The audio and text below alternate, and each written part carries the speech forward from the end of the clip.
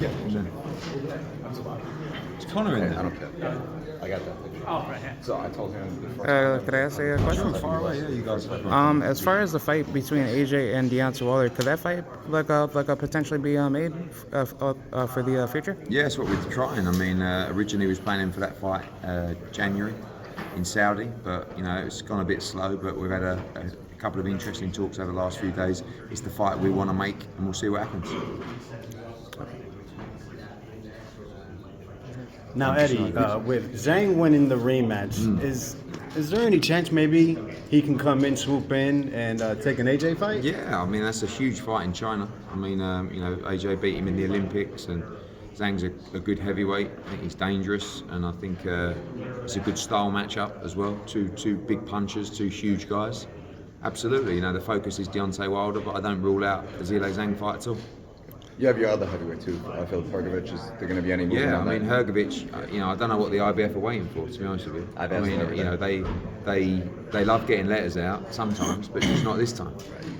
So you can't, in my opinion, you can't act one way for one fight and another way for another fight. I know that it's difficult for them because they'll have the teams of Tyson Fury and Usyk saying, "Oh, we're going to make this fight." He has a fight scheduled. You shouldn't be allowed to wait. That letter of negotiation should be out by now. It should have been out after Usyk beat Dubois. Right. So we're speaking to Daryl Peoples and the IBF, and we just appeal to them to say, do what's right. Follow the procedures that you'd follow with every other. Every time one of our champions defends their IBF world title, we get a letter the next day. Where's the letter? I was going to ask about Conor Benn's performance. Do you think 154 is a good weight class for him? I thought it was a great performance. I mean, fuck me. I mean, someone said to me earlier, do you think it was good matchmaking or bad matchmaking? Being honest, there's two ways you can look at it. Bad matchmaking in the sense of really, what was the point in taking any risk? Yeah. Maybe we should have just had a 2-round blowout. But then good matchmaking in the sense of what do you actually get from that? You could see he was rusty. He's been out of the ring for 18 months. He's been through hell and back, even this week. Draining with the interviews and the criticism back from the UK, and Orozco's chin was unbelievable. I mean, I've never seen anything like it. So I think looking back, that 10 rounds will be very valuable to him. Should we have taken a walkover? Maybe, but do you want to see a walkover? I mean, I think he should get credit for taking a fight like that. And I think if he fights Eubank, that guy was a massive 154 pounder. And I think he's a similar size to Eubank. So it's going to be a task for Conor to fight those big guys when really he's a 147 pounder. But I don't think Eubank can take those shots that Conor Benn hit him with tonight, especially in the first 4 or 5 rounds. I mean, huge shots. And, his promoter, Juan Carlos, who's our partner in Mexico, said to me before the fight, and he messaged me straight after, he said, I told you, this kid's chin is fucking unbelievable. And I said, yeah, right. No more of that, please. I think I'm going to sign him. He'd be in some great fights.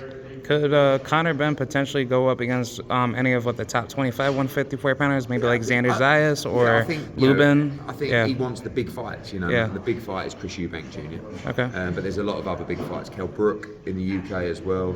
He likes the fight with Ugas. He likes the fight with Barrios. There's some. I mean, how exciting is it? He's gone in there tonight in a fight that should be just a stay out of trouble routine and had a fucking absolute war. We were talking about Richardson, and as I said, my only criticism of Richardson is sometimes you've got to step on the gas and excite people a little bit more.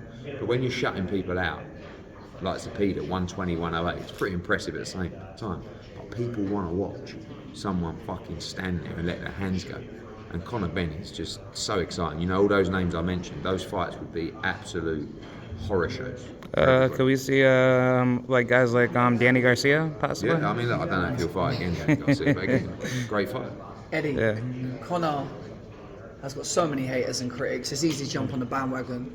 All in all, though, was tonight a success for his fight and the event as a whole? Yeah, I mean, for the event, for sure, because it was a great fight. But I think for him, I think it was a success. I mean, he may wake up in the morning with a lot of bumps and go, oh, small cut as well. I didn't really get a lot of money for that fight. I mean, that was a bit tough. But also at the same time, he's going to say, I needed that. Because again, what he's facing in the UK.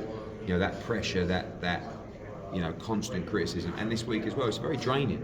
And I thought he looked a bit tired in 6 and 7 and stuff like that, but then he boxed smart. And I just worry, I really worry about the sport when you see a scorecard like 96, 94. I was going to say, I told you, when you talk about, I lost my temper on that. I shouldn't have really, but I just leant over the ropes and said to the judge, "What the fuck are you doing?" Like, and I shouldn't talk like that. But like after the McCaskill-Ryan score, like I know 2-minute rounds are tough to score, and if you want to score that fight a draw, I can't agree with you, but like. But how can you score that fight 97-93 to Jessica McCaskill? I represent both girls and I think they've both done an amazing job. But we should be talking about how great the fight was rather than... And after Connor's scorecard, that one, I just went over the ropes and said, "You lot are fucking mad." Like, you talk about fighters' careers in your hands and you want to put a scorecard together like that. One round, it's a draw. How can you score a fight? Eddie, the people spoke because when the judges' scores were read out, there was boos and cheers accordingly. So that speaks volumes. Yeah. But it's great. Look, the fight, the crowd gets here, but you're still talking about fighters' careers. Like Sandy Ryan, that was life changing for her tonight. If she'd have got that decision, and she deserved that decision. And she got screwed out of the decision in the eyes of many. How on a team picture? Yeah, I can't be there. I think it's safe to assume that we need to have a rematch for this. Yeah, we do. We need to have a rematch. Cheers, guys. Thanks.